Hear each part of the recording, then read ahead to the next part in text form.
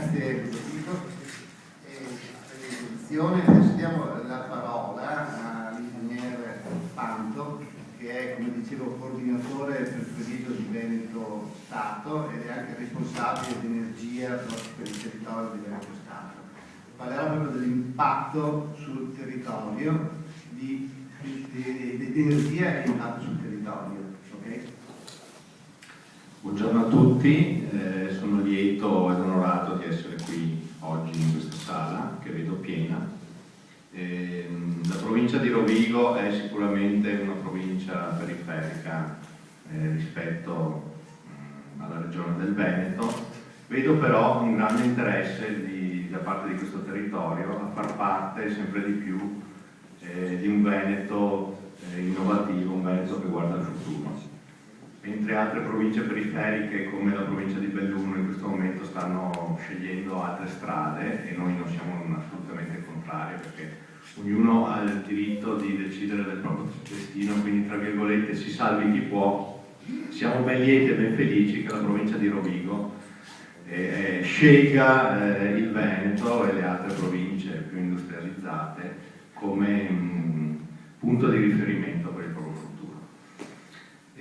L'anno scorso, a dicembre del 2009, allora quando abbiamo deciso di schierarci e di partecipare alle elezioni regionali come Partito Nazionale Veneto, che è uno dei due partiti che poi si sono fusi insieme al Movimento Veneti per creare Veneto Stato, abbiamo deciso di prendere in esame uno degli aspetti strategici della regione, ovvero la gestione dell'energia. E abbiamo deciso di andare un attimino a metterci il naso. Io adesso avevo preparato alcuni grafici, alcuni dati, eventualmente, siccome non siamo riusciti a proiettarli per motivi tecnici, se qualcuno desidera magari lasciare una mail alla fine della puntata gliele possiamo far avere, e magari Luca Schenato, che è qua davanti, se può alzare la mano, questo signore qui, eventualmente se gli lasciate una mail poi successivamente vi manderemo il materiale. Mettendo il naso sulla produzione di energia della regione Veneto, e questi sono dati pubblici che possono essere scaricati da chiunque dal sito della Terna, ci siamo accorti che volevamo capire se la nostra regione era autonoma dal punto di vista della produzione energetica, cioè se qua in Veneto noi facevamo tutta l'energia che ci serve. E ci siamo accorti di una cosa molto strana. Il Veneto ha un fabbisogno energetico di circa, adesso vi butto là un numero che se vi interessa, 30.000 gigawatt ora. Questa necessità energetica cresce di circa il 2% l'anno e noi siamo stati sostanzialmente autonomi ed indipendenti fino all'anno 2000, se guardiamo gli ultimi 30-40 anni di produzione energetica. A partire dall'anno 2000 abbiamo avuto una costante e progressiva diminuzione di produzione e siamo arrivati fino al 2008, perché questi sono gli ultimi dati disponibili, perché quelli successivi non sono ancora pubblicati, e nel 2008 siamo arrivati a produrre esattamente la metà della nostra energia. Quindi significa che negli ultimi 10 anni, 8 anni, le centrali del Veneto non sono state in grado di produrre l'energia sufficiente, noi l'abbiamo importata da altrove. E questo siamo andati a metterci il naso, ci siamo interrogati perché di questo motivo qua. E abbiamo deciso, noi autonomamente, e probabilmente questo è un fatto plausibile, che a partire dall'anno 97 è stato discusso il protocollo di Kyoto e dopo praticamente l'Italia ha iniziato ad applicarlo un anno o due dopo circa.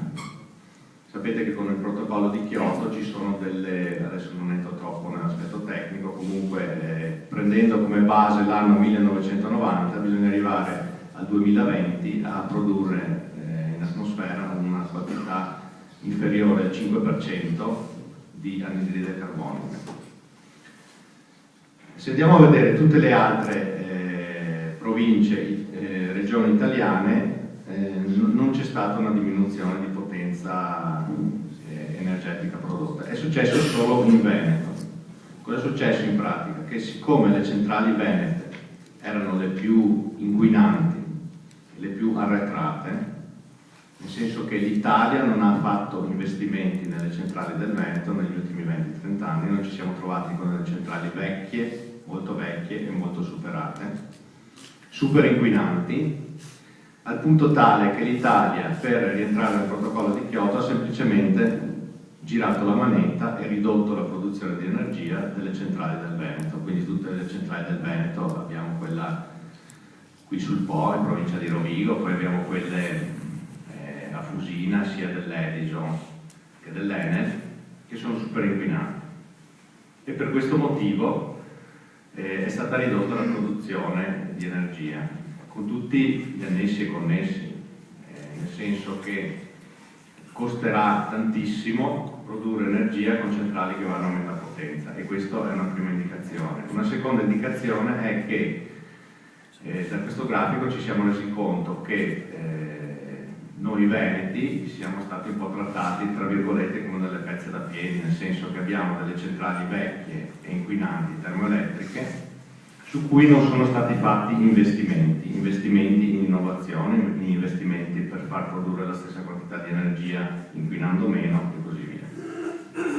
Quindi da questo punto di vista sembra un po' un controsenso voler parlare di nucleare, perché se andiamo a vedere il mix energetico, anche nei paesi che utilizzano il nucleare, comunque le centrali che consumano combustibili fossili sono sempre il 50-60% della potenza installata. Quindi ci chiediamo che senso abbia fare centrali nucleari quando le centrali tradizionali sono ancora vecchie, super inquinanti.